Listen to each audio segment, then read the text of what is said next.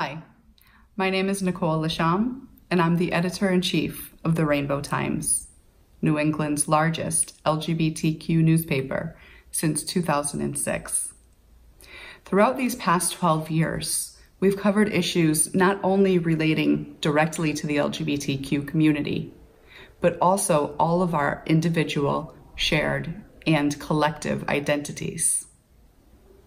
This year, we wanted to sit down with the Salem At-Large City Council candidates and incumbents to find out exactly where they stand on the issues that impact all of us, especially those of us that live, work, play, and thrive in Salem. I'd like to thank all of the candidates that took the time to sit down with us in this intensive one-on-one interview, giving us for more than 45 minutes of their time so that you could understand, so that I could understand, so that we could collectively understand where exactly they stand on these issues. Those that participated were Melissa Faulkner, Conrad Prusnewski, George McCobb, Domingo Dominguez, Ty Hapworth, Alice Merkel, Elaine Milo, and last but not least, Jeff Cohen. Although all candidates were invited to participate, unfortunately, Belle Stedman and Gary Gill declined to be interviewed for the series. Likewise, Art Sargent was not able to be reached via email or phone and did not reply to our requests. On behalf of the Rainbow Times, its management and staff, our publisher, Grayson Ocasio, and myself, we thank you for watching this series. We hope that you learn just as much as we did. Let's get started. Elaine, thank you so much for coming in and joining us in the Rainbow Times series for the at-large candidates, although you are an incumbent. How many years now have you been on council? So I'm finishing up my third term, so my 6th year. Wow, and yeah. You know, I don't know that people know much about your background. Can you tell us a little bit about what has led you to this place in your life and what you're doing on council? Sure. So, you know, on my opening remarks for different forums and that kind of thing, I will tell people that I came here when I was 17 years old, came to Salem when I was 17 years old, and I went to attend Salem State. What I don't have the opportunity to do, and I hope that it's okay that I'm doing it now, is to give people, because I didn't grow up in Salem and my family isn't known in Salem, I'm not sure people really understand my personal background and upbringing that I experienced, right? So one of the things is I came from a small town called Southbridge in south central Massachusetts. There are about 16,000 people there. Working class town. American Optical was the big employer. They made eyeglasses at the time. My father had a 4th grade education. My mother had a 9th grade education. They both worked. They worked as a team. We went to high school. College was never, ever a piece of the plan for any of us. I ended up being the first person to, or the first in my family, my immediate family certainly, and maybe even my extended family, to graduate from college. So that piece of my background is a piece of me. So I understand working for a living. I understand what it's like to have a minimum of a 2-income family and to put your money in the little envelopes every week, you know, the $12 for the rent, the $5 for whatever. So that's a piece of my background, and that's a piece of what defines me as a person. Now fast forward to how I ended up on the council. Right. So I have, for years, been active on political, or had been prior to running for council, been active on political campaigns. Found them to be great fun, was a way to support somebody whom I believed in.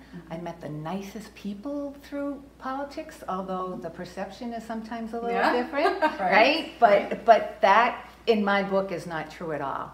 You find genuine people who genuinely care and are trying to do the right thing. Whether you agree with them or not, that piece doesn't really matter. You know, so that's kind of that's the piece that kind of got me to the point where I was able to even think about running for council. You know, my personal life was one of, you know, we have one daughter, so you know, there was a time when she was growing up. Our parents, my husband's parents and my father, were getting older. They required care. She required care. I'm a full-time, if you want to call it a full-time mother, wife, whatever. I work full-time, in other words, right? And so we're kind of a piece of the sandwich generation, I guess we call it. So there was a time in my life where it was family and there was really no time to even think about, apart from serving on the cemetery commission, which I did through a lot of those years. For me, there was no time to really give back to my community apart from serving on a board or working for campaigns and that type of thing. So it was very, very limited. Danielle grew up. Danielle's your daughter? Danielle's, yes, Okay. yeah. So she grew up. There were no more puppies in the house, so they didn't need constant attention. Sadly, as life happens, you know, our parents, you know, moved on to the great beyond, God bless them.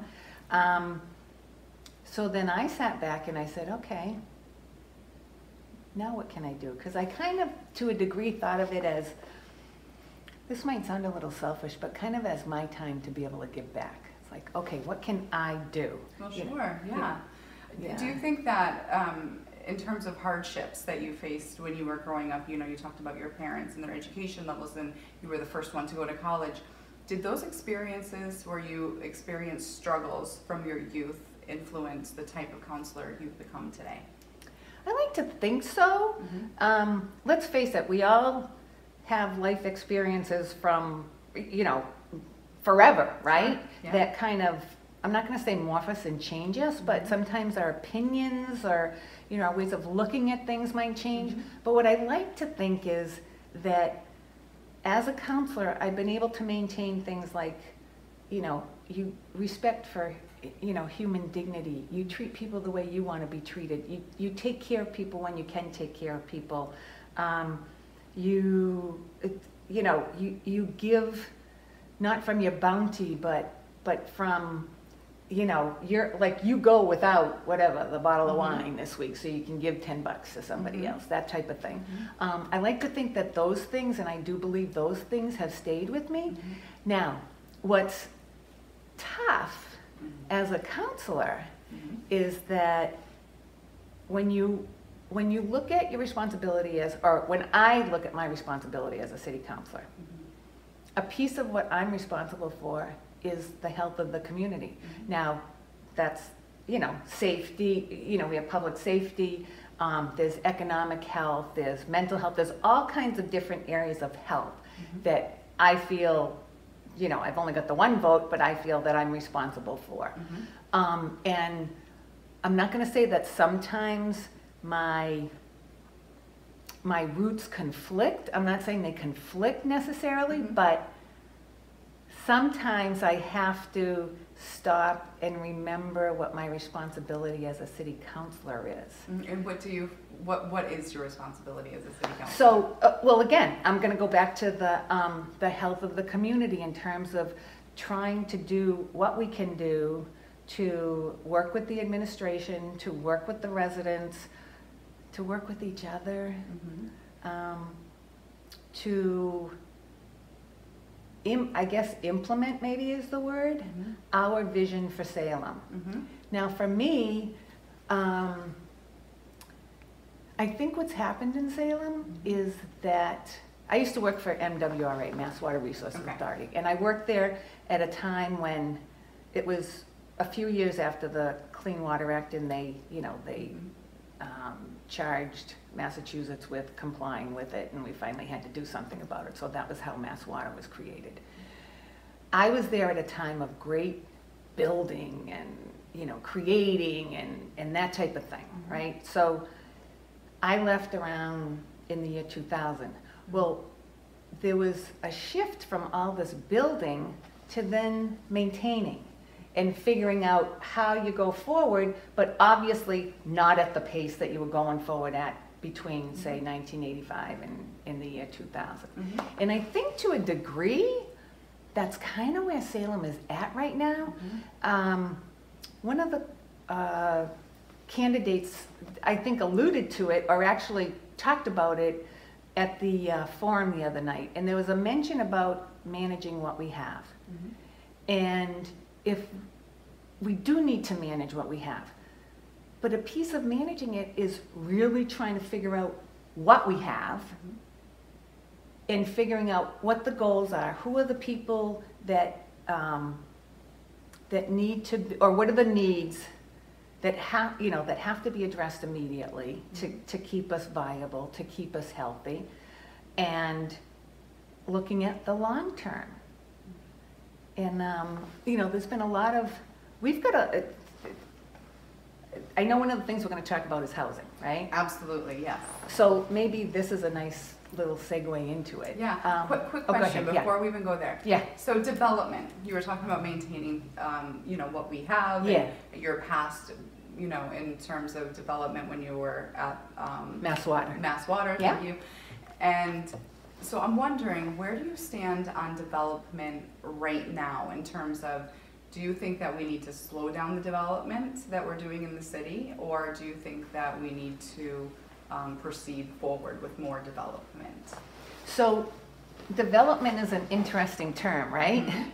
And we were talking about that earlier in terms of there's no yes or no or black and white. That's right. So when we talk about development in terms of commercial development, I think about, and I would say I am in favor of commercial development, and these are the types of developments I would be in favor of. And I'll look to, say, Jacqueline's Cookies up on Swampscott Road. They have, and this is one of the first things, not one of the first things, but one of the things I did on the council, that I sat there and I said, geez, I wish we could do this like almost every month because it would be so great. TIFs for businesses, right? Jacqueline's Cookies came to us and they wanted to, you know, some people poo-poo TIFs. It's like, why are we giving these people a tax break? And we need to get all the money we can get and that type of thing. And yes, I understand that. But sometimes present, how do you say it? Like present benefits can hurt future gains, that type of thing. Sure. So I think when it comes to TIFs, I think that's the perfect example. So Jacqueline's Cookies came to us and they said, we want to increase our building, our footprint by 50%. Yeah. Great. More property tax revenue, right? Not only are we going to do that, but we are going to hire, we're going to hire 50% more. We're going to increase our employees by 50%. So they had 100. They were going to hire another 50 people. This is fantastic, right? More that jobs. never happens in Salem, more jobs. And not only that, but there was something, and I can't remember the exact language, but there was something in the agreement that said that they were going to, I'm not going to say target necessarily, but give preference to people whose language maybe wasn't, you know, their first language maybe wasn't English, and it was giving opportunity to people in Salem that might not have necessarily gotten that opportunity because they're a really well-paying company and they advance their people. So when they came to us for a TIF, I was like, yes, let's do this because you know, I don't like to use the term no-brainer because everybody has a different way of thinking. So everybody's brain is different. So it's kind of like a little demeaning to me. And when you say TIF, can you explain so that the viewers who are watching this will Yes. know exactly what you're referring to when you say TIF? Yes. So a TIF agreement is a tax incentive agreement where we as a city say, okay, you're going to put on X square footage of this, add to your building. And normally the taxes would be, I'm going to use round numbers, $100,000. The additional taxes would be $100,000. But we understand that it takes time to make money when you're doing this type of thing. We also understand that in the end it's going to be great for Salem. So what we're going to do is we are going to excuse you, that's the only way I can really describe it, excuse you from a portion of your taxes each year for the next 5 years. So for instance, if it's $100,000, the first year you pay 0 of that 100. The second year you pay 20. The third year you pay 40, 60, until you get to the full 100,000. Now that's really kind of peanuts in a way, because the big prize for these people is the state tax relief that they get. So we just give them by doing this, we give them the opportunity not only to have a chance to get started, especially if it's a new business, that's even better, but also to then they get the entree into the state program where they really see the savings. Are you pro big business coming into Salem as well, or are you focused mostly on small business? You mean like Amazon? Yeah, like Amazon, like any big box stores, like on Highland Ave we have some, but are you interested in expanding those types of things to other companies as well? I have to say, I am a local business person. Do I ever shop online? Yes, I do. Right. I don't, of course. I confess, right? But when I can get it locally, I will try to get it locally. As far as big box stores in terms of like Home Depot and that kind of thing, now, I don't know if you saw on the council, we recognized Perry Theophilopolis. Perry, I'm sorry if I pronounced it incorrectly, but I think yes, it is Theophilopolis. What am I saying? So anyway, they owned One Way Lumber. They still own it. I don't think it's actually gone out of business yet, but it's going out of business. That's the perfect example of the type of business that we want to patronize, right? Sure. Unfortunately, what happens is you get, I don't know if I can really say this, the big chains have the advertising, they have the marketing, they have all of those things, and they're able to kind of bait local people to the point where they start depending on these big box stores, and that takes away from the local business. But yeah, if I could just go almost like, I'm not going to say like a Mayberry type thing, but really you need to know the people you're doing business with, and it gives you, to me anyway, it gives me a lot of confidence, shall I say, because I'm seeing you in the grocery store, and if my faucet broke because you sold me a lousy faucet, you're going to hear from me, but I'm pretty sure you're a really good, reputable merchant. So I don't know if that answers your question. No, it does, and it actually begs another question, which is, how in Salem, undeniably October is the big revenue generating source for local business, for the city. I'm wondering how or what ideas you have that could bring more revenue and more people to the city year-round, although I know that it has grown through the years, but still October is the big thing. Like, do we need to get away from that and start focusing on other historical attractions of Salem to bring more people in throughout the year so that the business economy is consistently spiking throughout the year? I believe Destination Salem is actually working on that. I think that's something that this city, I think we wrestle with it because to a degree, October, some people look at it as a necessary evil in the sense that, all these people descend on the city. I think we need this. We've come to actually depend on it. Certainly our merchants depend on it. So I wouldn't want it to go away by any means. But yes, as far as educating the public at large, the country, the world, because we know that people come in from all over the world here, that there's way more in Salem than just that. You know, that we've got a great maritime, right? Yeah. We've got Peabody, Essex.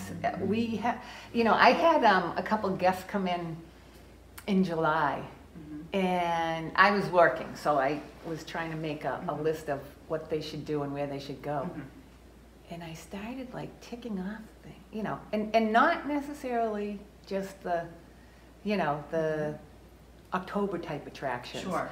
Everything that we had, and I was like, we live in a darn good city, don't we? Yeah. This is a really cool place. It's like this cultural hub, and I think, I mean, I look around and I see the growth of Salem. I mean, even since, you know, we have moved here, you know, over the last 5 years or so. And I have continually been impressed with the arts scene and, you know, this sort of inclusive cultural hub that it has become throughout the years, right? And so I'm wondering, do you view the art scene as a sustainable importance for Salem? Like in terms of inclusion and diversity and bringing more people in, where do you see the role of art fitting into that? So the first question, I know we're not supposed to say yes or no, but the answer is yes. Secondly, I work at Salem State, and to a degree, you know, I'm around academics, I'm in education, my degree is in education, and it hurts when I see statements like, oh, that's like the extra, you know, the arts are the extra. They are not the extra, they are the lifeblood.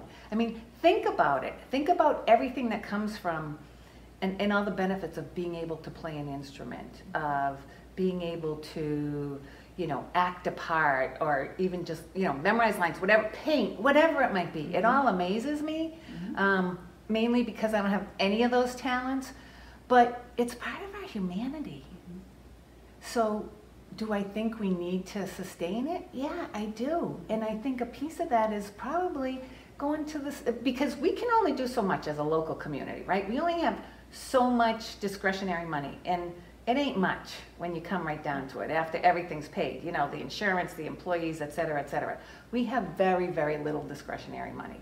So a piece of what we need to do, I think, is, we'll go back to the education, and I think a Destination Salem, I think, you know, John Andrews and Creative, the Creative Collective now, which, by the way, I know I shouldn't be pointing anybody out, but God bless John Andrews. We like, he's an angel, right? I mean, we are so lucky to have him. Isn't that the truth? You know, I don't, if anybody's listening and they don't know who he is, they better figure it out pretty quick, because there's a lot we wouldn't have if, you know. But anyway, I digress. So I think we need to lobby our state representatives and even our federal people. Because let's face it, it all trickles down, right? And lobby them for what specifically? For more money, whether it be for tourism or for museums or for, you know, not tourism, I'm sorry, we're talking about the arts, for museums, for art programs like the National Endowment for the Humanities, their budget, which grants programs to do things like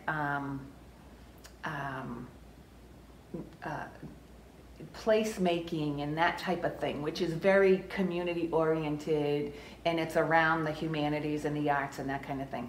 Their budget, now they're a federal agency, right? Their budget was cut by, like, I'm going to say more than 50%. So what does that mean for Salem? Now, if we were in the running for a National Endowment for the Humanities grant to do some placemaking, because, you know, as I said earlier, we can't do it all ourselves. We have to look for other sources of money, right? And some people kind of don't like the idea of grants, but you know what? The money's out there. If we qualify, let's go after it. That's what I say. And who is responsible, do you think, for the lobbying and for going after those grants? I think think it's a collective thing. I think it's part of my responsibility when I'm talking to Joe Lovely, Senator Lovely or Representative Tucker. I think it's important to say things like, hey, I was downtown on, I still call it Artist Row, the row, and there was X, Y, and Z program coming, going on. It is great, but, and I'm sorry to say, but, we need more money. Everybody's always got their hand out, right? Let's face it. This is what, lobbying in terms of we need more money, but what do we need more money for? What are we accomplishing? How does it achieve the greater good? And in the end, let's face it, if you've got a community that feels like a community and that acts like a community and is in fact a community, it's going to be safer. It's going to be thriving. And I hate to make it sound like, this is what, the arts are magically going to change all this stuff, because that's not true. There are too many things that have to be accomplished to, to change or to impact all of this stuff. But jeepers, the arts, yeah. It's an important part of our community. It is. In terms of money, as we're talking about funding, we're experiencing a major housing crisis right now in Salem. There are a lot of Salemites, old and new, who are leaving the city because they can't afford to be here any longer. The market rates for rent have gone up exponentially over the past 5 years, and there are not enough units for people that want to, live, work, and play here, right? And so what do we do to address this housing crisis and to make Salem more affordable for the people that are already here and contributing to our city? So my daughter and her husband are currently looking for a house. So I understand, I get that this is a little bit higher up than, say, like affordable housing, but the point of people moving out, they just keep going further and further north. They're looking further and further north. So I see what's happening, to a very, very teeny degree in my own home. So yes, we've got people who work here who can't afford to live here. We've got our baristas and whatever. We've got older people who want to stay here, but maybe their taxes are too high, or they've just decided that for whatever reason, maybe their family has moved away, they're going to go and live in an in-law apartment or whatever, or live with their family or whatever. Sometimes it's, I hear at the doors that sometimes it's the schools. There are a number of different reasons why people move out, but clearly housing is one of the main considerations, right? It was tough the other night to try to answer the question in 1 minute. It can't be answered in 1 minute. It can't be answered in 1 hour. I don't know that it can be answered in 1 year, but we've got to start somewhere, right? So first of all, I think we have to define who we're trying to help. And when we talk about housing, but always affordable housing ends up being the focus, right? Okay, so we want to help, grandma and grandpa stay in their house and age in place. That's always a good thing for the community, right? Because I don't know if you know, but I have a very soft spot and affinity for older people. I think their wisdom, I think their experience. I could sit and talk to some of these people all day long because they have so much to offer, and I think too often they're discounted as not worth consulting or whatever. That's a whole other conversation, right? Right. But as far as the housing goes, so I think we've had a lot of discussion around housing, but I don't know that, and we've had Imagine Salem, and we've got MACP report, et cetera, et cetera. I don't know that we, as a community, have ever said, these are our goals. We know that we need more housing. We know that people can't live here. We know all of these things, but we don't have data to say, and we don't have a real roadmap, I think, is what we need to say, okay, this is what we're really trying to achieve, and this is how we're going to get there. You know, there are a number of initiatives. Well, right now we have the religious reuse ordinance that's before us. I believe it's going to come before us Thursday, and my sense is it's going to pass, right? So that's one thing. And do you support that? Yes. So, but when we ask the question of, okay, what's it going to do, we don't really know exactly what it's going to do. So, but, and we don't know what that's going to do, but then we're going to do this next thing and this next, you know, we're going to do accessory dwelling, we're going to do opportunity zones, we're going to do inclusionary housing. I'm not saying, and all of that stuff is good, but why are we doing it? What is the goal here? Is the goal to create more affordable housing? Because even when you look at, you know, the AMI, 80% AMI, what's the dollar amount on that? That's a pretty darn high dollar amount. I don't think it's going to help the person who's looking to get into the Salem Housing Authority, a single person where their income has to be something like $24,000 a year.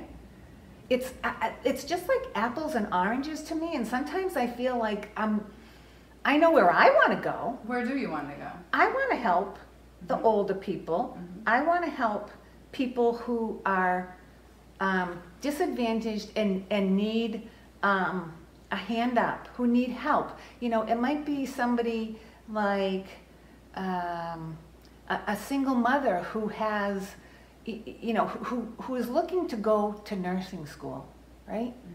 To become a professional so she can support her family. But she's got zero going on right now. That person needs our help. And we should have a roadmap on how to do that. So for you, is it more about having that roadmap and measuring metrics before proceeding forward with it? Yeah, I really do want a roadmap, because if we don't have that, I think we're like, I don't know how valuable the time spent on all of this is going to be. They all sound great, and we can point to, well, we're doing this because when we did Imagine Salem, this is what the result was. Or when we did the Housing Summit, this is what the result was.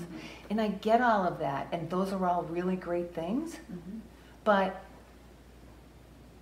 what's going to happen? I was asking the planning department, how many units do you expect to create? Who are you going to serve with all of this? There's not an answer. I want to, you know, I kind of want to know that what I'm doing is achieving the goal, as opposed to it just feels good. Does that make sense? It makes sense. But one of the complaints that I have heard over and over and over and over again relating to the city council is that everything takes so long. One of that specifically has to do with the Traffic and Parking Commission, for example. From what I understand, from that commission specifically, they've put forward proposals to the council, and yet it's gone to committee, into OLA, for example, and has sat there for years. Do you think that it's acceptable when commissions that are designated by the city council to do a certain job, once they do that job and propose something with new regulations relating to transportation, traffic, and parking, that it sits in a committee without it being paid attention to, really? So I think a piece of that is one makeup of a council passes one thing, and then 2 years later you get another council that comes in and maybe has a different philosophy about what we should do with traffic and parking or whatever. You know, one council may have passed it based on, well, it's really an advisory, you know, I'm talking about the parking and traffic board right now. Well, that's really an advisory board. You know, the elected officials have the final say on whether we should allow parking and whatever. Control of the streets is what we call it, right? Do I think, so the question is, do I think it's appropriate for... Once those groups have submitted their, you know, that advisory board submits to the council and says, you know, they put in all of this work, right, all of these steps, and say, okay, this is what we've analyzed, this is what needs to be done, this is what we think as a group. They submit it to council, and then it just goes into committee, and pretty much dies there, or sits there for years. So are you talking about where they went through like every street in the city? There are a few different ones. Yeah. Yeah. I know there was one that came to us, and I think they went through like every street in the city and said, this is, you know, in other words, like, this is what we're doing. Mm-hmm. As elected officials, well, certainly me, Mm-hmm. as much as we need to trust people that we put on boards, the people that we put on boards or who we put on boards are not always the people talking to residents, right? So, and they're not elected. Mm-hmm. God bless them. They are volunteers, they're volunteering their time, and I know they're doing the best they can and they're trying to do the right thing. Mm-hmm. But I think, you know, I think it sits with us. Now, is it right to have it sit in OLA for however many Mm-hmm. years it could 2+ be? years, yeah. I think it goes back to priorities. And there's only so many hours in a day, so many nights in a week for meetings and stuff. And you go back to, okay, we've got zoning, you know, tons and tons of zoning before us. Mm-hmm. Well, when you look at the process for zoning between public hearings and back to the planning board and back to us, and those things don't happen overnight. And I don't want to sound like I'm whining here, but I think we have done, certainly Bob McCarthy, who's the chair of OLA, has been for the last 2 years. Who was it before that? I can't remember, Jerry Ryan, I think maybe. Anyway, I think the chairs of ordinances, licenses, and legal affairs have done a good job of prioritizing. Traffic and parking, yes, is an issue. There's no question about it. But we just talked earlier about the housing. That is front and center, and we've talked about, you know, in years past, it hasn't gone away. The opioid crisis hasn't gone away. These are all very important issues, and I understand that traffic may be the most important issue to somebody. And if it is, I hope I can talk to them and try to help them with whatever their specific issue may be about traffic. We're an urban, you know, a small urban city. And we've talked about how to try to mitigate the traffic and get cars off the road. And I don't think it's wrong to say the more we build, there are going to be cars, more cars coming in. Because even if there's 3 cars in a building, that's 3 more cars on the street, and, you know, everybody else is taking the T, or, you know, scooters or bikes or whatever it might be.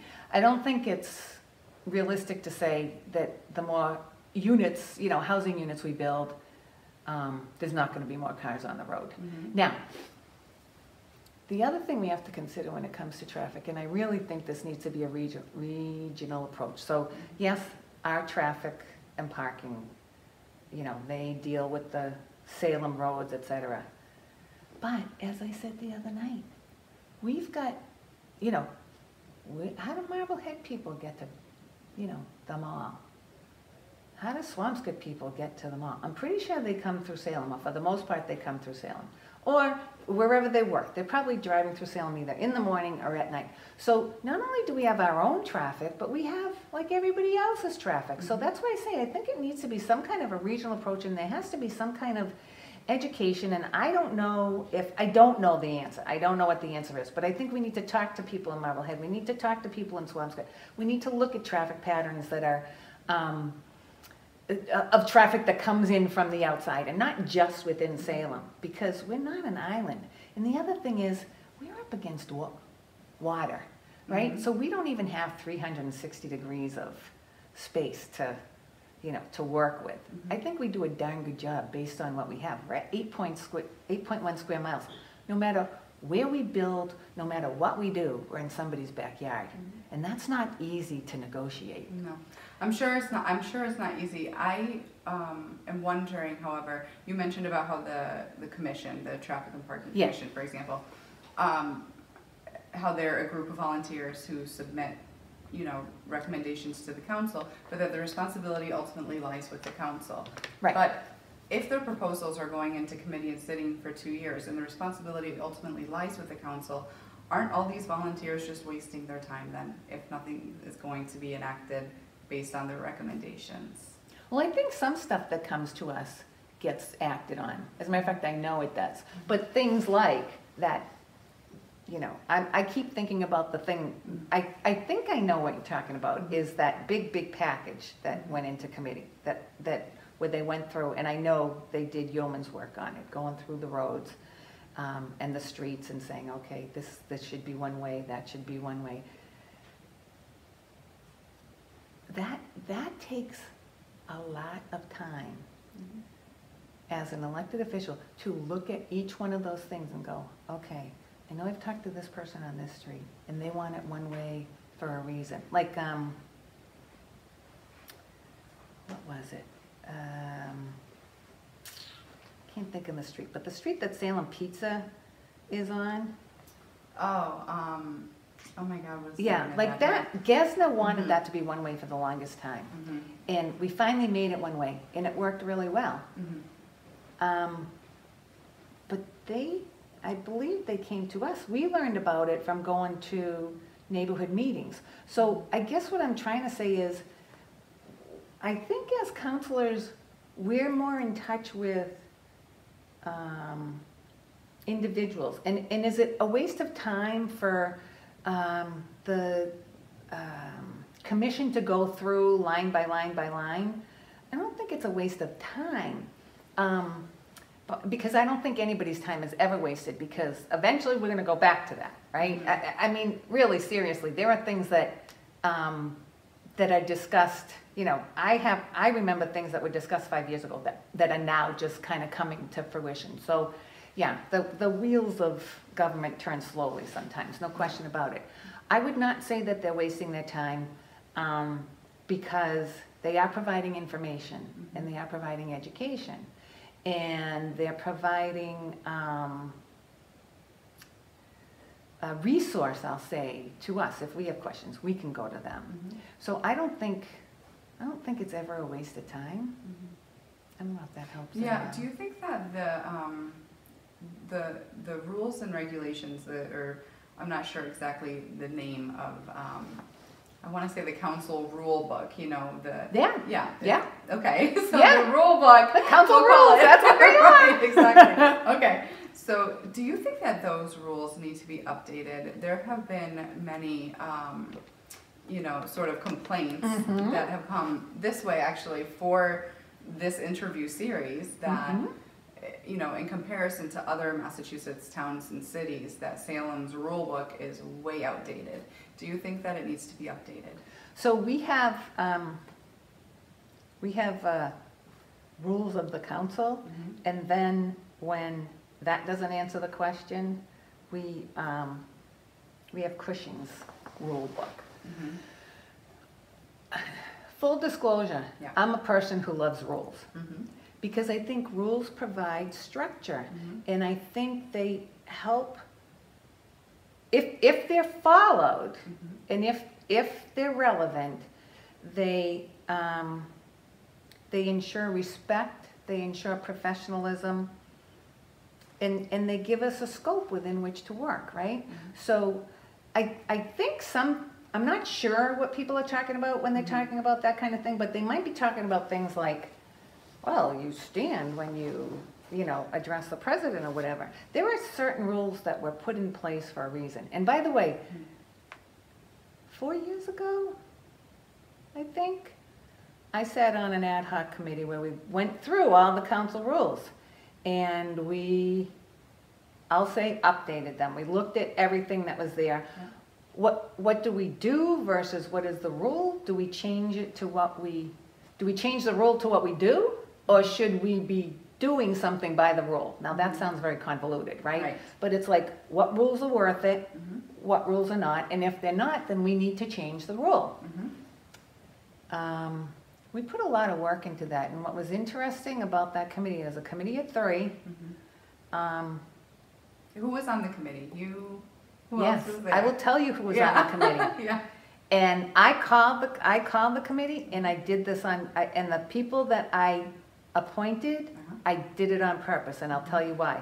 So it was me, it was David Epley, and it was Stephen Lovely. I'm pretty sure if you can get like polar opposites, it's probably going to be David Epley and Stephen Lovely, which is what we want, right? When we're looking at all these different things, we want opinions from, you know, at least each side of the aisle, if there is such a thing. I don't want to make it sound partisan, but, you know, we need to consider everybody's opinion. So I figured, like, if the three of us could come to consensus on rules, then that was probably a pretty good barometer. And we did, right? So we went through all the rules, brought it in to the council. A colleague decided that it wanted to go, she wanted to go to committee. Okay. And why? And there it sat. It sat and stayed. Yeah. Right, okay. Yeah, it did. Because at the time, it wasn't a priority. You know, I mean, I shouldn't say that changing the rules wasn't a priority, but there were so many competing priorities going, you know, we had to take care of this first and that first and that. That it, I don't know why she wanted it to go to committee. But is it a strategy? You send something to committee when you just kind of don't want to deal with it? No. Maybe for some people it is. That's not my strategy. My strategy, well, strategy if you call it. Yeah. I believe that the work needs to be done in committee. I think our council does way too much committee work on the floor on, you know, the second and fourth Thursday of every month. To me, that's not the place to try to shame a colleague into voting a certain way. It's the place to conduct the business of the people. You want to have discussions around, I'm not going to say personality, but a little bit more informal discussion where you can really, you know, kind of get your point across. That should be done in the committee. And I think what's happened is, certainly my reason for wanting anything to go to committee is so that we can have that discussion, so we can answer questions, and depending on what it is we're sending, maybe we're sending an order, maybe we're sending a resolution, I don't know what we're sending, maybe we can make it better when it comes back out. Because yes is not always the first answer for me. It's my answer is, okay, what are we trying to accomplish, and can we do it better, differently, or, you know, who else do we need to bring in to help accomplish this? Because let's face it, none of us, certainly not me, I am not the smartest person in the world, and I need a lot of help when it comes to that kind of stuff. And I think putting stuff in committee is a way of achieving that goal, so that when it comes out, mostly all the questions have been answered. Sometimes you'll find one of my colleagues saying, okay, for the people at home, this is what we're doing. And I get that. I understand that. But to actually have debates about an issue that's come out of committee, you know, to have debates on the floor about it, no, that should have been done in committee. Does that help? What happens, it does, but what happens when the committee is limited to just, you know, a handful or less of people, that is not a majority of the council, and then the rest of the council members cannot vote on something if it doesn't come out of committee. Right. So how does that work in the best interest of the entire elected body? Okay, so a couple of things. The president appoints the committee, so people can say what they want about the president being a figurehead, whatever. The president's an important piece of the council, right? Because they can, well, anyway, so they create the committees. Secondly, we were talking about the rules, right? There is a council rule that says if there are 8 people that want to pull something out of committee to vote on it on the floor, it will be done. So if there is this cry for something that needs to come forward, and you've got 3 people, right? Because it's you need there's 5 people on the committee, you need the majority. If you've got 3 people that the rest of the council feels are holding something up, then there is a vehicle to do that. We almost did it once. I can't remember what it was for. But I've never actually seen it done since I've been on the committee, and I don't know what's happened in the past. Okay. I have actually a couple of other questions specifically relating to things going either to committee or Yeah. larger community discussions, things like that. There was a resolution or affirmation for Yes on 3, which was the, the ballot question on transgender protections Right. in public spaces. Right, we already had that in place, and it was part of Massachusetts law in 2016. And the city wanted to, or the council, we were asking it to reaffirm its commitment to the trans community. It was more of a statement that provided people like with this feeling like, okay, Salem has my back. I'm trans. I am, discriminated against. I'm whatever, but this city has my back. And when we were, I say we as I'm referring to like a citywide effort with this. When that affirmation came up, you originally voted no, not to reaffirm it. But then you changed and issued, I think, an apology on social media. You said you were wrong to vote no in that case, right? Right. What was going on inside of your mind when you first said no to something like that? I'm glad you brought that up Yeah. because, while I don't like to litigate the past, that was very important to me. And I don't know if you listened to my comments, but I referred back to when Joe O'Keefe had the public hearing for the Non-Discrimination Ordinance.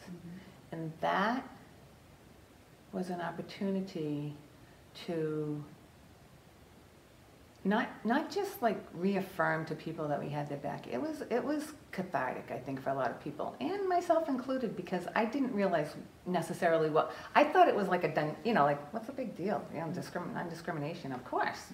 Of course that's what we do. But I didn't realize until I heard the personal testimonies how important it was. And so that is that is the main reason I was pushing to get that to committee. Not to kill it. People thought I wanted to kill it. It wouldn't do any good to kill it. It's a resolution. It doesn't necessarily do anything legally, right? So that was my reason for really, really wanting it to go to committee, because I thought it was just that important. And what I happened can't when remember what happened when you changed your mind, though? So first you wanted it to go to committee, and then you decided no, and it was the testimony that you heard from other people that sort of changed your mind into supporting the resolution where Salem would sign on in support of Yes on 3. I was always in support of it, but what I wanted to do was do more with it, not just say, oh yeah, that's great. Like what, though? Like to have a public hearing and to have people publicly be able to express themselves, and for us to be able to say, yes, we are behind you. It's not just I hate to keep going back to a feel-good. That wasn't a feel-good resolution by any means, but not just words on paper, but actual actions, because that impacted me so greatly at the time. It sticks with me, and sometimes I feel like, there's a lot of words on paper, but if you're not actually giving people an opportunity to talk about it, to discuss it, to really, really feel like we've got their back.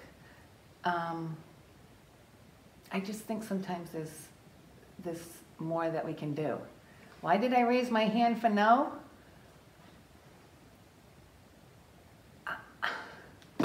I wish I could remember what was in my head at the time, seriously. Some people think it was a protest vote. Some people think...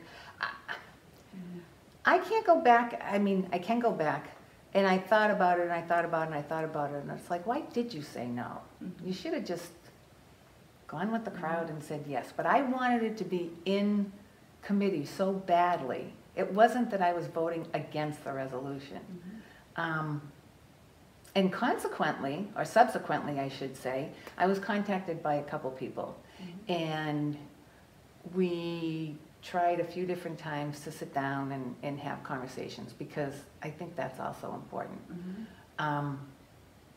It was not meant to hurt anybody. I know that people were hurt by it, and And that was not my intention at all. It was not meant to disrespect anybody. That's not who I am. I don't know how to explain it, but all I know is that I'm glad I'm here and can at least, you know, and people came forward, they go, we know you're an ally, why did you do that? And I'm like, you know, where was my brain at the time? But I don't have an answer, you know, except that I should not have done it. That's well, I mean, I think it says a lot when, you know, someone comes forward and says, you know, takes accountability and says, I shouldn't have done that. Yeah. In cases where there are marginalized communities, it's very difficult for people that are marginalized to stand up and sort of try to defend themselves. But the people who are anti those marginalized groups, it's very easy in many cases for them to have the loudest voices in opposition. Yeah. Because when you're already marginalized, it's like you're already trying to fight for your own rights and recognition. To even get to par, like, right, or whatever. and so to stand up and try to almost defend who you are or your life or, you know, your circumstance or whatever the case may be, it's very, very difficult to do. And so that's why these discussions sometimes, like when you open the floor, I think, to people to come in and voice their opinions on something that has to do with civil rights, and to the degree that it does, I think it makes it very difficult for the marginalized group to almost ever win in those specific cases. And so, nonetheless, I appreciate your switch. And I think that's a part of life. I've said it before, like, I don't know what it's like to be you. I don't, you know, I'm a white woman. Right. I mean, you know, that's... No, nobody knows what it's like to be anybody else. But that doesn't mean I can't have empathy. And that doesn't mean I should be hurting people, because that is not what I should be doing, and that is not what I intend to be doing. I mean, basic tenets, you know, respect, you know, dignity. First and foremost, though, I do not want to ever hurt anybody. That's not why I'm doing this job. It's quite the opposite, because I believe that in a lot of ways I can help people that I wouldn't otherwise be able to do. And I have seen that happen. So that's a good thing. But yeah, you know, I guess maybe I apologize. I'm not, and I think I did apologize, right? You did that already. Yeah. I was just wondering what was going on in your mind at that time when you did that, but you've explained it. But as an at-large counselor, and it's obviously at-large counselors to represent everybody in the city. Right. Then we had this issue last election cycle, or close to it, regarding sanctuary, right? And you were a very vocal opponent to the Sanctuary for Peace Ordinance, right? Yeah. And so why were you an opponent against that ordinance? So a few different things. First of all, we could have done it simpler, if that's what we really wanted to do, was to go into the non-discrimination ordinance, put a couple words in there.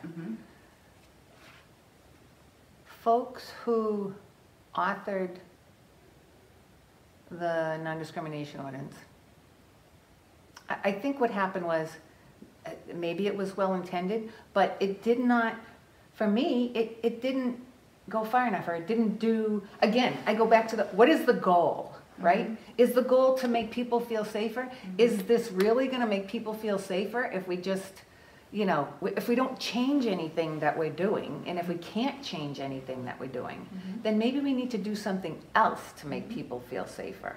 And is it making people feel safer when the community is divided for whatever reason? There was a lot of misinformation going on at the time. Frankly, I thought there was a population that was to a degree being exploited, and I didn't like that. What population do you think was being exploited? It was the population that was targeted in terms of trying to make them safe, because these are people, you know, you go and you talk about marginalized people. Yeah. When I talked to people who were undocumented immigrants, they didn't, at least the people I spoke with, they didn't want any attention brought to them. They wanted to just stay under the radar, until they could, I'll say, I'm not going to say fix their situation, but until they could be safe. Mm-hmm. I understand that Sanctuary for Peace was kind of a, I'm not going to say a knee-jerk reaction, but it was a reaction to that 2016 election. Mm-hmm. And it took kind of national politics and it trickled it down to local. Now for me, after the 2016 election, I felt like as a counselor, I needed to be cool, calm, and try to make people, like I'm not going to say, oh, well, it's okay, Yeah. that type of thing, but we didn't need a community to fight about this. We needed a community to come together about this, Mm-hmm. and we needed community leaders to come together. And this ordinance didn't do that. It was so darn divisive, and you know, you got people, you know, there were friendships that were severed because of it. I mean, How did you find it divisive? because you had very loud people on one side saying, we need to do this for X, Y, and Z, and you had very loud people on the other side. Like, it created a situation where people unintentionally started looking at undocumented immigrants as the other, and that's not a good situation to set up. We don't ever want to do anything like that, because that's not the way it is, you know? Do you think that an ordinance like that, though, was set into place to provide a sense of peace of mind to the immigrant community here in Salem, so that they could, for example, call the police without fear of retribution, or without fear that they were going to be, you know, deported, or that the police was going to call ICE? Because I know that that was a very big part of it. Right. And I know also the whole ordinance itself, to have the word sanctuary in it, is very representative to the immigrant community. Yeah. And so I think as its own separate entity was important to have, but it also wasn't jeopardizing federal funding. There were a lot of rumors saying, oh, it's going to jeopardize federal funding, but it wasn't going to do that. It was really more of a testament so that our immigrant community felt safe from, I mean, and with our own police department, and with other people knowing, like, okay, the police is not going to turn me in if I call them for a domestic violence dispute, for example. I don't have to worry about them asking about my immigration status or whatever. So don't you see that, do you see, I should say, rephrase that, do you see value in providing that peace of mind, though, to the community that it really impacts, which is the immigrant community? Oh, of course, but I think it could be done differently. Mm-hmm. Now, if you go to, and I'm thinking, you know, I don't know statistically, but I think in terms of the Point neighborhood, when I think of immigrants, that's, I think, where the greatest population of, certainly, you know, Dominican and Hispanic, right? The police go to every single one of those neighborhood meetings, and they will answer questions, and they are amazing. You know, we've got the community impact unit. So yes, is it important for those people to feel like they can call the police or whatever without retribution? Absolutely. But is there a better way to accomplish that goal? Does it have to be done through an ordinance that divides the community? No, I think it can. I think we're great at putting educational programs out there, right? Wouldn't it be great if we could have started some kind of a group, some kind of an educational program, and I sit down and you know, somebody who was screaming so loudly against this sits down with somebody who's experiencing it and having an opportunity to really understand what's going on with that person and why we need to have their back. I don't think, I think that's more important than just passing an ordinance. Again, I'm going to go back to, it didn't change anything in terms of how we do what we do, but I think if we had taken, it would probably have been, it probably would have taken more effort, certainly, to run some type of an educational program to try to create community. I think that's really the way to make people feel safe is to create the community. You know, again, we can pass all the ordinances and all the laws and everything else that we want, but if I'm not practicing humanity and you know, acceptance, and I'm not, you know, sitting down and having a coffee with you or enjoying a conversation with you and lying at Demoulas or whatever, then those are empty words.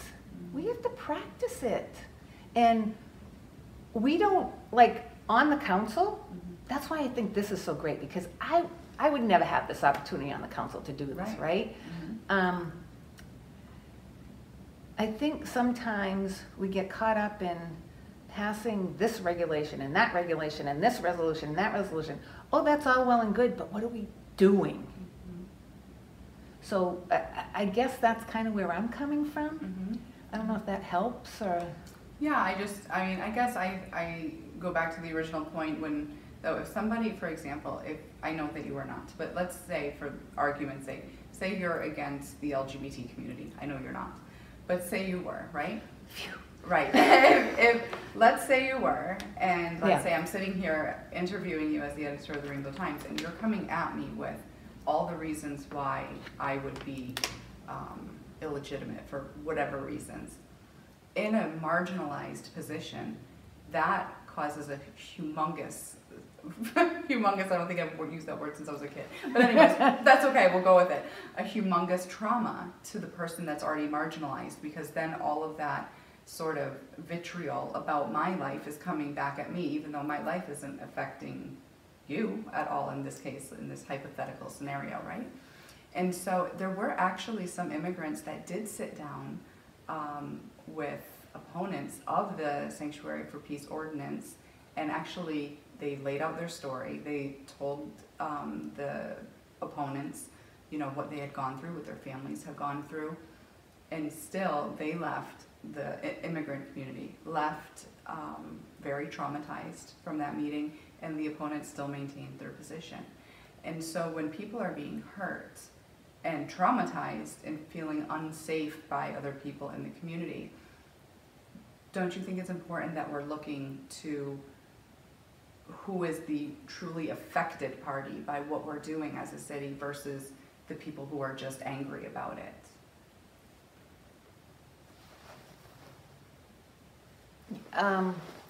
Yes, I'm not sure I understand. So say somebody is like say somebody was anti-sanctuary, right? Yeah. But that ordinance didn't impact their life in any way, because the city wasn't going to lose funding. Right. There was no impact in the opponent's life, but it was impacting the immigrant's life in many ways, in terms of their quality of life, in terms of how they're contributing to the community, in terms of their feeling their own safety in our community, yeah. And as residents as well. Shouldn't they, in that case, because the sanctuary issue was about the immigrant community, it wasn't about the people who were in disagreement with it. It was about putting measures and a sense of protection for the immigrant community in place. Isn't that a valuable thing? Like, I think when we're looking at ordinances and stuff like that, especially relating to marginalized groups, we have to consider who it's actually working for and who it's not really affecting. And if it's not affecting somebody, then why would we not do it? It's almost like when gay marriage passed, right? Or same-sex marriage passed, and there were people on this side of the aisle that were totally against it. But whether a gay couple wanted to get married or not on the other side of the aisle, that couple's union had no impact on the people who were anti-same-sex marriage.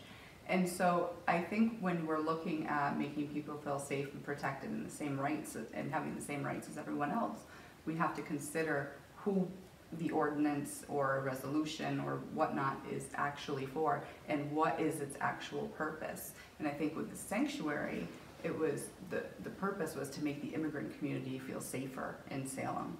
And so that's sort of why I was, hoping to get into that a little bit with you, because I know that you were very strongly opposed to it. And I was just wondering if you had you know, if that was still your position, or if you have evolved in that at all, or if the sanctuary sanctuary ordinance that's in place right now, do you feel it's good as it is? Do you feel like it should be strengthened, or do you think it should be repealed? Like, where are you right now today with the sanctuary issue? So, a couple things. Yes. One is, I would like to actually talk to Mary Butler, because I'm going to go back to goals. Did we do what we said we were going to do? Because ideally, if people feel safer, we should be getting more calls, right? Sure. And I don't know if that's the case. I truly haven't followed up with her. So that's a piece of it. As far as should it be strengthened, should it be changed, should it be repealed? It was voted on, and I know that sounds a little bit like a cop-out, but, you know, the city voted on it. I respect that decision. Yes. Now, if people want to bring in a change to it, you know, want to enhance it, I don't know what the enhancements would be. I'd have to see it. You know, I'd have to really see it to say, okay, yes, I would be in favor of it, or no, I wouldn't. Certainly, you're giving me an education in terms of, even though I've like heard the words before, to sit with you, Nicole, and actually, you know, exchange this. It means a lot more, and that's why I say I like to sit down with people and talk to them. Well, and I appreciate your openness as well about it. You know, you're being very receptive to it, and I think it's healthy to do that. And I just yeah, it was back then. How long was it? 2 years ago now, maybe? 2 years, 3 years. Yeah, something. I don't know, but we lost communication. Right, at the time. you're It made me very sad. Yes. It really did. And so yeah, I was curious to see where you were at with that. So right now, you would just like, you would consider, obviously, anything that comes through the council as an at-large counselor. Anyways, you need to look at everything that comes to you. Right. And then you would. What would be your steps? You would investigate it further? You would talk more with people? Of course I would. Yeah. I mean, that's a piece of what I promised to do when I was elected. It's a piece of the research and talking, et cetera, et cetera. You know, of course. You know, I've got the card that I just Yes. did. But there's, how can I put this? There are, you know, what was his name? Oh my gosh, he won it was the Salem Foundation at the time. You know, no person is illegal. Gosh. Elie Wiesel, or no, maybe he's illegal. He was from the Philippines. He came over as a young man. He's an undocumented immigrant, I think. Anyway, I apologize. Oh God. I can't remember his name, I'm sorry. But anyway, I can remember him saying, no person is illegal. And that's, you know, that's absolutely true. It's absolutely true. So there are a lot of,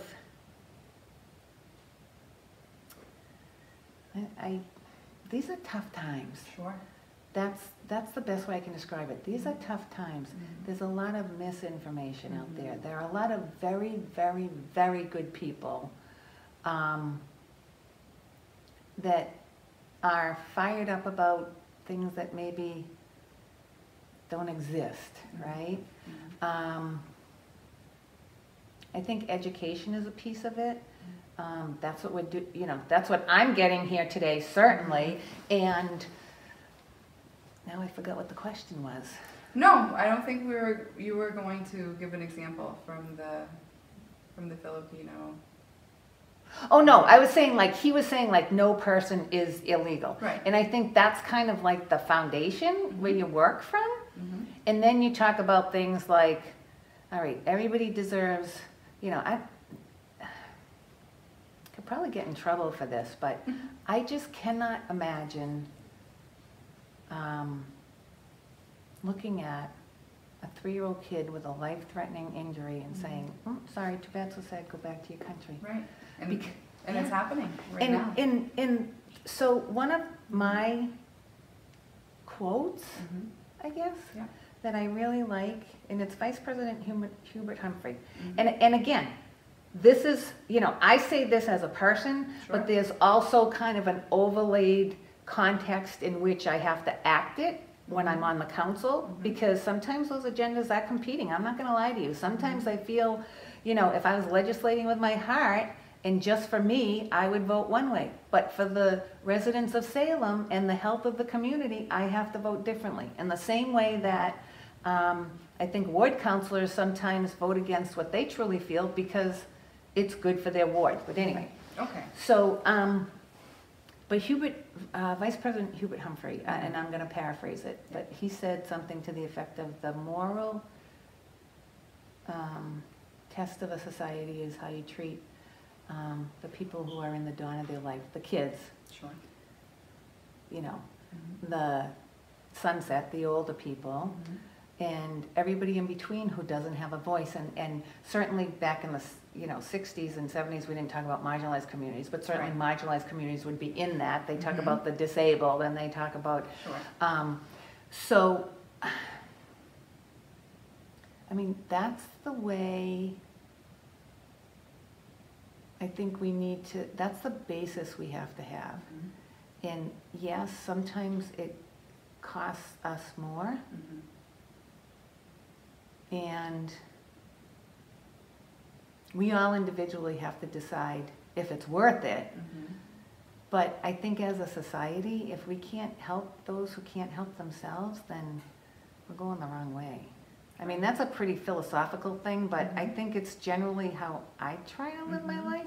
Again, I agree with that. Yeah. And I mean, there was this this man who was born in the United States, only knew the United States. He ended up being deported back to, I can't remember which country. He had diabetes. They wouldn't give him the medication. He died in his country, and he in his country of origin, of which he never knew, didn't speak the language, was just as American as me or as you, in the sense that he was born here, raised here, grew up here, and then he goes back. You know, people were fighting the case and said, no, he's going to die if he goes back to his country. They don't have access to these medicines. He has diabetes. That's exactly what happened.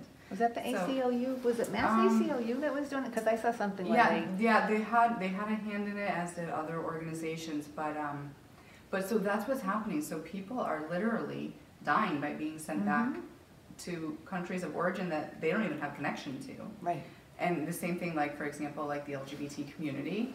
If people come here, right, undocumented, I mean, the lines for immigration, years. I mean, 7 to 10 years to wait in line, and a lot of times in situations, people will die by that point, you know. And so people are coming to the land where we have the Statue of Liberty, right, that opens her arms to all. And so, and the land of opportunity, of course, right? But in the LGBT community, people have been sent back to their countries of origin, have been hung, have been stoned, have been whatever, because it's legal, it's a crime to be who you are in certain places. And so I agree with you that I think there needs to be a humanitarian approach, or a humanist approach to these scenarios, and like looking at people as human beings and as circumstances, and as, you know, trying to do the best that they can too. And we're all not always dealt the same fair hand. And so, yeah. And I think part of the root of this problem that we find ourselves in, and I don't want to blame somebody else, but Elaine Milo, Salem City Council, cannot fix federal immigration rules. I'm sorry, it's just not going to happen. Of course not. But what I can do is I can badger Seth Moulton, and I can badger Elizabeth Warren and Ed Markey to, and really I understand where they stand on the issues, but we just have to get people, and I know sometimes people say that about the city council, we need to get legislators to do their job. This has been hanging out there for how many for decades? A very long time. Right? Yeah. I mean, there was a time, was it Bill Clinton that issued the amnesty? I think there was an amnesty granted maybe back in the 90s. I have to go back and look. So that was supposed to clear the books, right? Well, no. So let's figure it out. Yeah. I don't think it's not what are we spending our money right now with all the stuff we're doing? You mean to tell me that if we just wipe the slate clean from most of these people, or, you know, obviously not criminals and all that stuff, but if we just start fresh, give me what the numbers are, because, you know, it comes down for a lot of people, it comes down to dollars and cents. So tell me what those numbers are, and tell me what we're spending right now trying to fight something that we, you know, isn't really worth it or doing any good. Speaking of fighting about things, how about climate change, which has now been upgraded to be called a crisis, of course. Where are you on that? And first of all, do you think that we are in a crisis? And second of all, what can Salem do as a municipality to help, you know, against that crisis? So, I said earlier I work at Salem State. Yes. And one of my favorite departments there is geology. And they explain things to me in a way that I can understand things. So yes, I do believe that. I know there are some that say, oh, well, every, whatever, 10,000, 50,000 years, you know, something happens and we just happen to be going through that now. I think we, human beings, there's so many of us now, and the things that we're doing are certainly affecting the climate. I'm not saying the weather, I'm saying the climate. You know, you see the icebergs, calving, is that what they're called? What the word is? I forget what the word is, but they, you know, the stuff that you see online. They're going away. Yeah, it's pretty darn scary. You know, the polar bears and all that kind of stuff. And just the simple little bitty upsets in the environment and the kind of ripple effect, right, of what these cause. Now Salem, as far as what Salem can do, it's just going to be little bitty stuff. You know, it's going to be, what I would have loved to have seen is when we built the Community Life Center. I would have loved to have seen that be a LEED building. You know, dollars and cents dictated that it couldn't be done. But again, we know when we look at the numbers that maybe today it doesn't make sense, but in the long run, it does make sense. So I think that's a piece of what we have to look at. You know, we did the plastic bag ban. We passed the energy, can't remember what it was called, where people can choose their energy provider and they can choose to be all green. You know, we have access to solar panels. Those are all things that individuals are doing. The community piece would be like the LEED building. The community piece is the plastic bags, that kind of thing. I'm going to say one of the other little things we can, and there's always the lobbying, you know, state and federal for seawalls and all that kind of stuff, because again, like we said earlier, we're up against the water, right? So we have like multiple issues going on and multiple exposures, shall we say, right? You're going to think I'm a little crazy for saying this, but, and why would you think otherwise, right? But I learned from one of the grants that was written by my favorite geology department that something as simple as keeping the drain storms clean and sweeping up the leaves and the grass and debris regularly. The easiest way I can explain it, because I don't get into the scientific terms that I remember. I appreciate that. Yeah. So the bottom line is the stuff goes out to sea, it turns into something that pollutes the water and kills the fish, and we know what happens when fish die and you upset the whole ecology like that. I mean, but that's a simple thing. We've got a sweeper. Let's run it. Let's run it every night or every other night or whatever. My husband had a sweeper business for ages, and you know, I've been told, oh, you can't run it in the winter because it's got water in it. Well, you run the thing dry. You know, it's just that simple. That's one little itty bitty thing. But it's that much less decomposing material going into, you know, we're right here on the coast, right? Sure. So that's one of my little kind of pet peeves, I'll say, is get that sweeper out there and get rid of those leaves. Not just 2 times a year, but...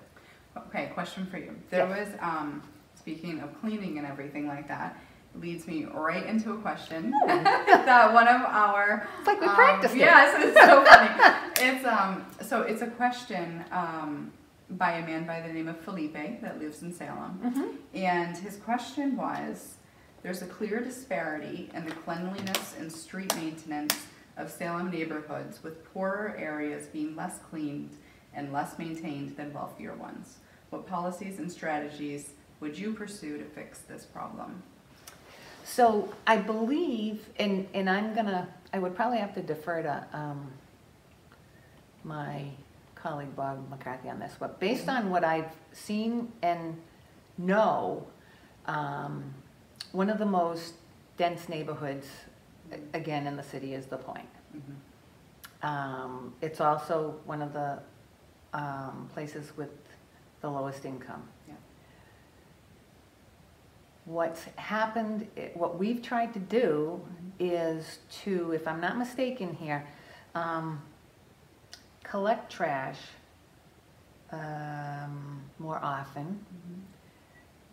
And I think they run the sweeper. I don't know. Again, I'm going to go back to the sweeper. You get that sweeper out there, and it's going to help. I understand that there are a lot of cars parked on the street, but you do this whether it be during the day or, you know, when cars are not there. You can actually make an impact. The other thing is that you have to provide. I'm not saying you, but places for the trash to go. You know, if you're walking down the street and you get a piece of paper and there's no place to throw it, what are you going to do with it? Right. So how do we go about, you know, getting those types of things done? The sweeping, the you know, more trash receptacles, things like that. Is that something that the city would need to put more funding into that area because of the density in population, or do it more frequently, and do you support that happening? Yes and yes, and sometimes it's a question of keeping it on the front burner.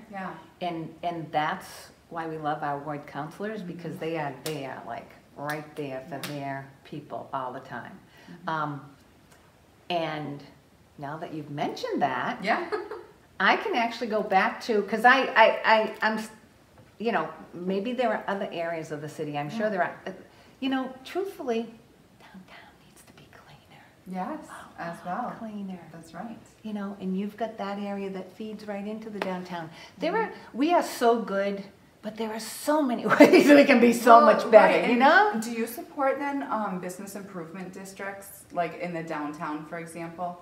Would you support that or no? It's the business owners within a defined area would end up paying more taxes, but they would also have more control over, like, if they wanted to do their own sidewalk sweeping, like those extra taxes that they're paying would go to pay for, like, their, you know, taking care of what's in their immediate, you know, storefront, for example, or getting more marketing out there for their stores or their businesses, so on and so forth. At no additional expense to the city, because they're paying for it themselves out of their own taxes. And so, is that something that sounds like something that you would support? I mean, it sounds good.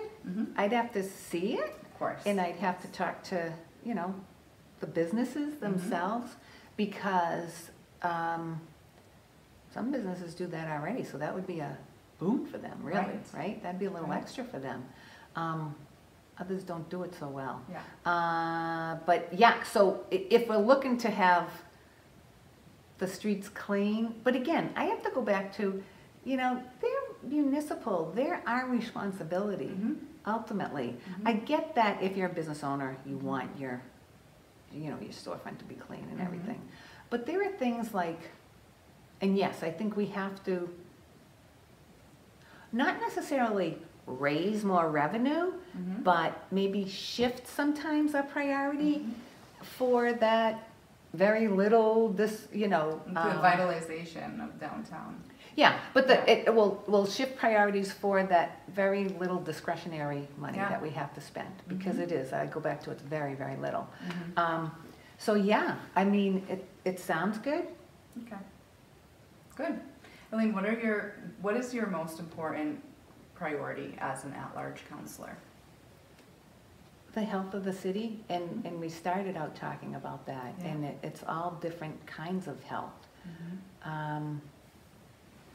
I can only kind of compare it to the government food pyramid, you know, that has, okay, so many whatever, right? So many carbs, so many fats, which now we know carbs are no good, and this is no Okay. good, whatever. But so I'm gonna use that for my comparison, my analogy, right? Sure. So it tells us we need so much of each of these things to be healthy. I think that also applies to a community. Maybe there's not necessarily a hard and fast formula, but there are certain things we need. You know, we need housing, we need places for people to live, we need businesses, we need manufacturing. You know, we're lucky, we've got the hospital, and we've got the university, and we've got PBDS, we've got a lot of things other people don't have. That are great and that come with a lot of benefits, but you know, sometimes there's a little bit of a downside to some of them, so we have to take that into consideration when we're thinking about the community. We need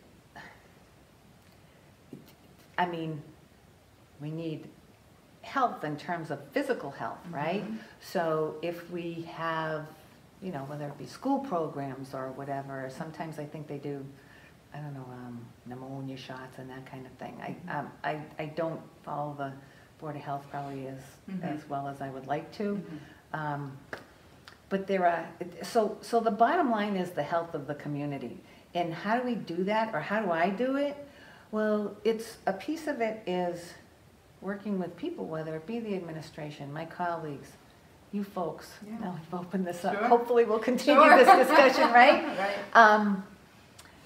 And trying to present ideas for discussion, you know, not try to push something down somebody's throat, because I believe like something starts here, and then with everybody's input, it ends up being like up here, right?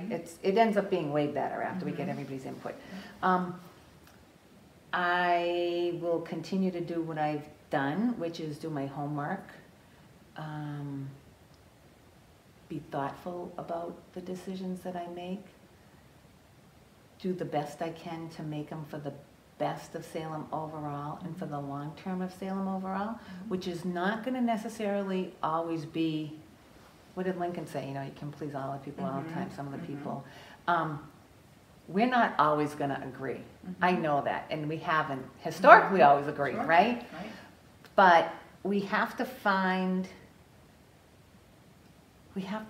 what's best, and it's not a numbers game, but we have to take that kind of, to a degree, that moral code, take into consideration the economics too, because we don't want to go down the tubes, right? We can't go down the tubes. That's not good for anybody.